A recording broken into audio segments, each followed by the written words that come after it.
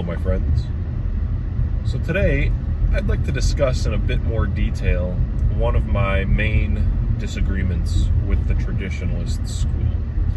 And the disagreement I'd like to focus on in this video is with regards to the Traditionalist school's understanding of the self.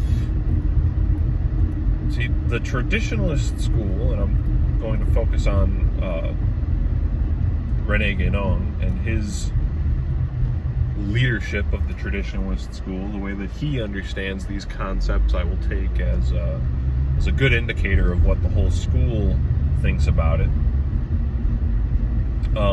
What they think is the self, what they think of the self, is that there are basically two versions. There's the true self and the false or inferior self. And what most people consider to be their self, their identity, their essence, what defines them, if you will, they associate that with what the Traditionalist school would call material contingencies. The ego, the inferior, the false materially contingent self. Whereas the true self, according to this school of thought, is what I have some quotes written down. The self is, in relation to any being, this is René Guénon talking, in reality identical with Atma. And the Atma is the primordial and non-particularized, which we may call universal spirit. The self, according to René Guénon, is never individualized. It is the universal spirit, is the true self. It is a reflection or a manifestation or a spark or whatever vague word you want to use. It is a reflection of the absolute divine, the absolute divinity of reality. It is absolute being. And I have a problem with this for a number of reasons. The first is that on a purely rational, critical thinking approach to this sort of thing, once you say that a concept is non-particularized, once you say that a concept is absolute, meaning it has no relations, no qualifications, you have just stripped that concept of all meaning. And especially in relation to the self. The self, like any other concept, obtains its meaning through establishing relations or qualifications onto things. If a concept does not make any specifications, if it doesn't make any relations, if it doesn't make any particularizations, whatever other word you'd like to use, then it's a meaningless concept. If a concept can mean anything and nothing in particular, then the concept loses all meaning. And in relation to the self, how people gain an understanding of themselves, how people define themselves and get meaning out of their identity, or I should say, who give meaning to their identity, the way that this is done is through our relations. And there are countless relations that we establish in order to give our identities meaning. One that I focus on in particular in this channel is race. And that's one thing that I've gotten into, one of the reasons I got into this debate in particular is the traditionalist school considers race to be just biological materialism. It's just a material contingency, and therefore it doesn't constitute your true fundamental self, according to this way of thinking. It is just a material contingency. And I think that is stripping you of an essential part of your identity. It is one aspect of yourself that defines it and gives it meaning. Race is one of those things. It's a relation. The white race in particular it obtains its meaning, it obtains its particularization from the fact that it is distinct from the Asian race, the African race, the Middle Eastern race. So it's a relation. And there are many other relations that define and constitute the meaning of your identity, such as, do you come from the country or do you come from the city? Do you come from the mountains or the coast? Are you a father? Are you a grandfather? Are you a brother? Are you a friend? Are you a leader, follower? Are you a farmer? Are you a craftsman? These are all different relations that give meaning to our identity. What region are you from? Are you good at singing? Are you good at playing an instrument? There's just countless things that I could list. It would be a waste of time, but you get what I'm saying. All of these relations. What family do you come from? All these relations, not just literal familial relations, but relations like I was saying, what region, what profession you have, what position in the family you have, all of these different things. That is what gives meaning to your identity. Those are the things that come to define and constitute the meaning of who you are, your essential being.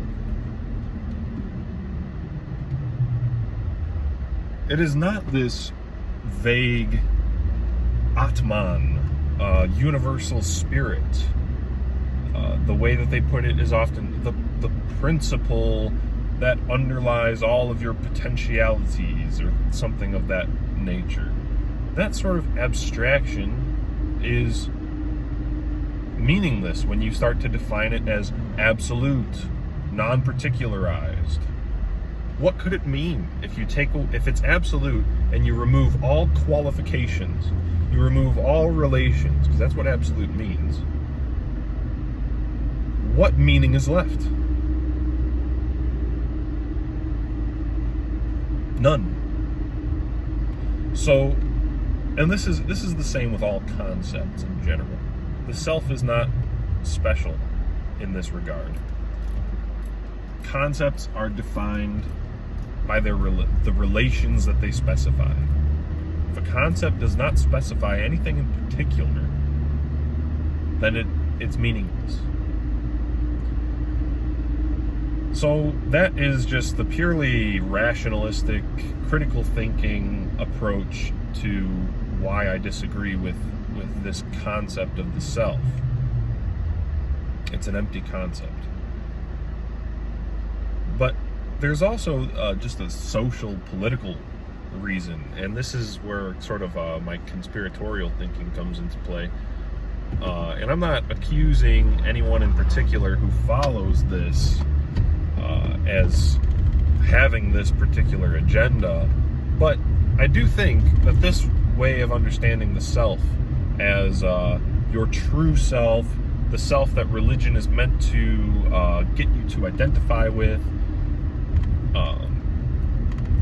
being this non-particularized universal spirit, I think that concept, that way of thinking, would be quite advantageous to a ruling elite that sought to bind multiple cultures, multiple ethnic groups, multiple races together under one political unity, because you're telling them that they need to transcend, that they need to mature past the material contingencies of their localities, their tribe, their ethnicity, their way of life, the region that they came from.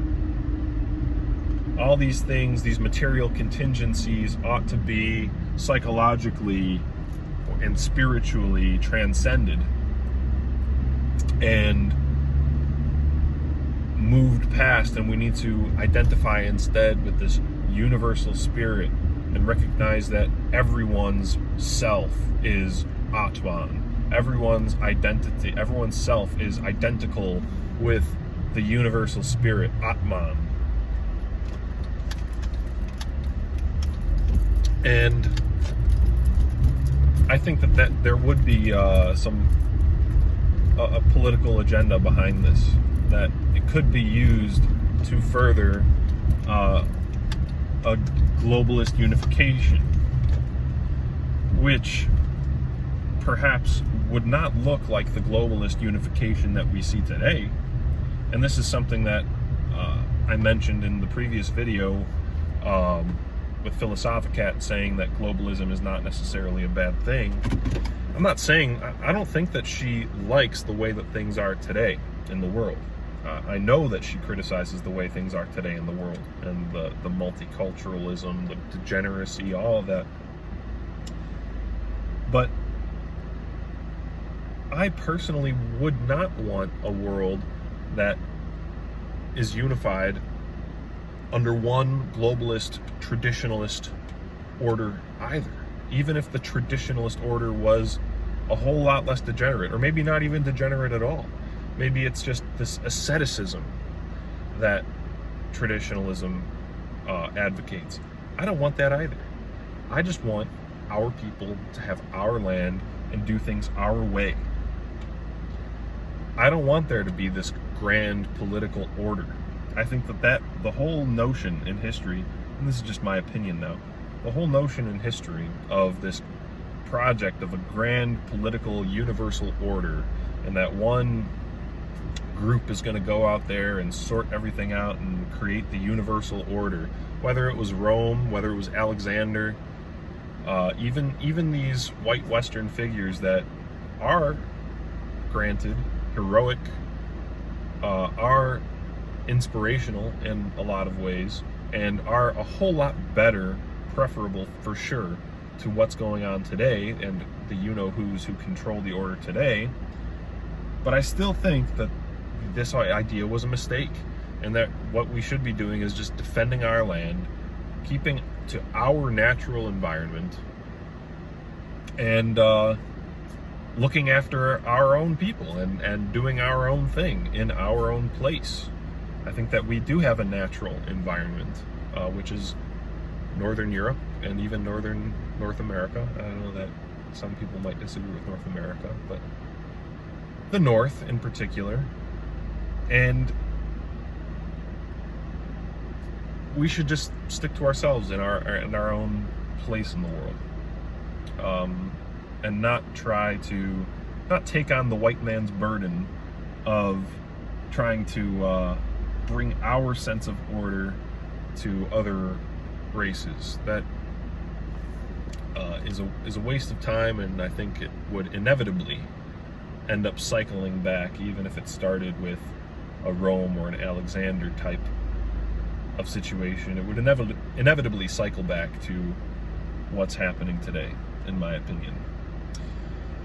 But that's kind of been a tangential issue. I want to cycle back to what I was talking about initially, which is this concept of the self.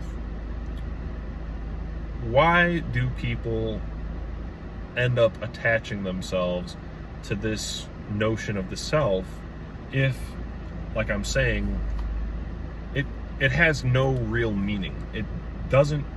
If it's absolute, and absolute, like I've said, means without relation, without qualification, and yourself is supposed to be this reflection of the absolute, this reflection of the universal spirit, this presence of divinity within yourself.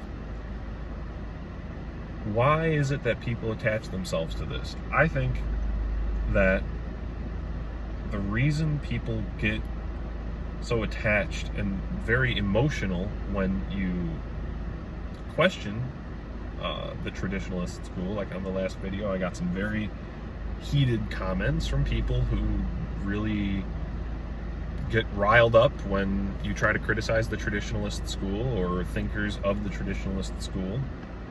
I think the reason for that is it's essentially an emperor's new clothes type of phenomenon, where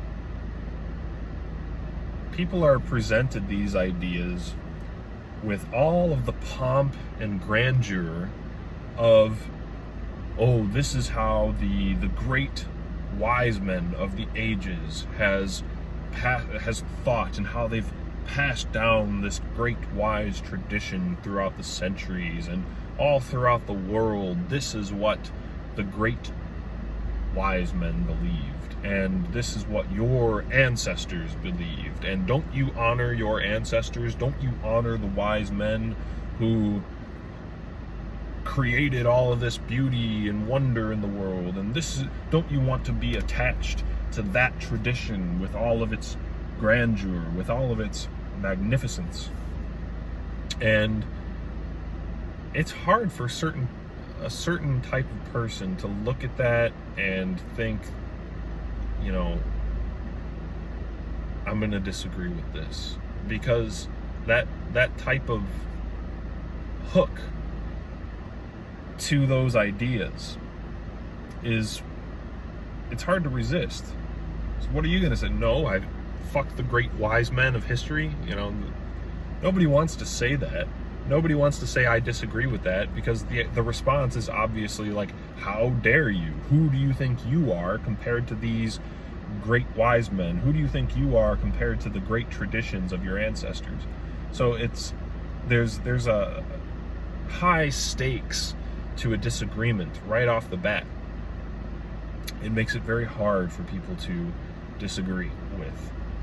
And especially if you're someone like myself, who I do want to honor my ancestors. I do think that there's a lot of greatness in the traditions and norms of our ancestors, but I don't think that this in particular was really one of them.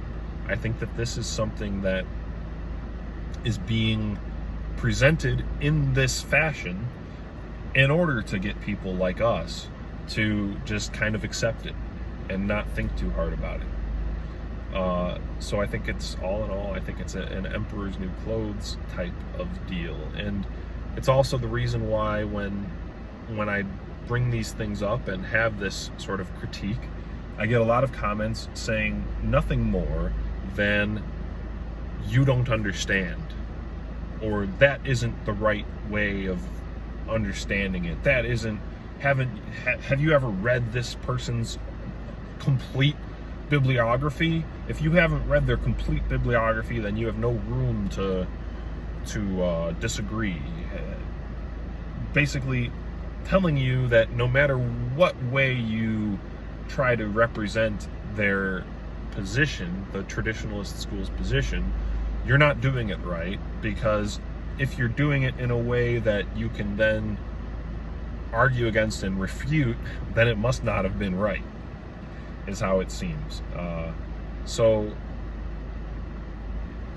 that to me is one of the things that makes it very difficult to argue against, because it seems like it's very difficult to pin down, because it is kind of like a magical mirror that shows everyone else a different reflection, because it's so, like, when you start defining things like the self as a universal spirit, as Atman, as a divine spark or a divine reflection, as the absolute, as all of these sort of vague and frankly empty terms.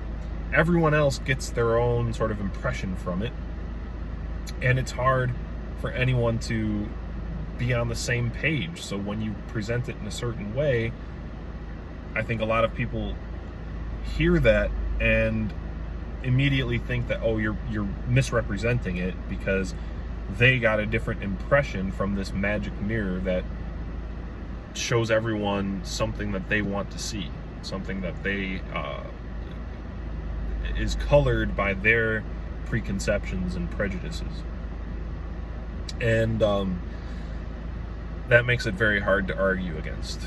And I think that one of the things that what they're looking for is not really that deep understanding. They're not looking for like a crystal clear understanding of what the concepts mean and how they apply and all this.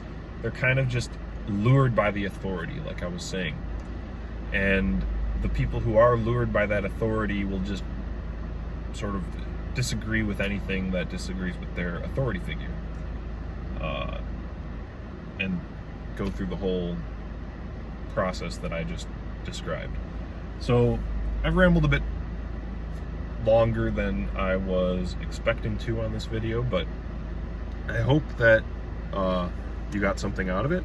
And I think in the next video, where I talk about the Traditionalist school, I will get into another one of their concepts that I disagree with, and that is the idea that all world religions are fundamentally identical, or at least are all emanations of the universal truth.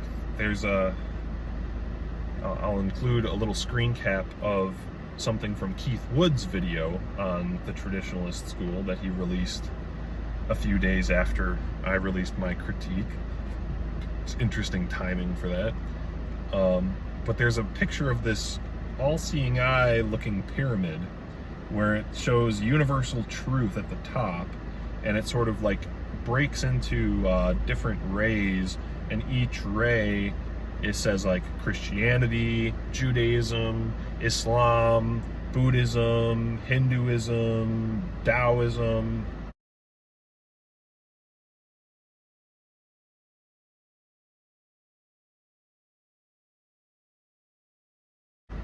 So this universal truth is being expressed through the Abrahamic religions and Buddhism and other Eastern philosophies. That I'm very surprised that people in sort of white identity movements on the internet are attaching themselves to. It's very surprising to see. So I'd like to talk about that next. But anyway, that's enough for today. Thank you for watching.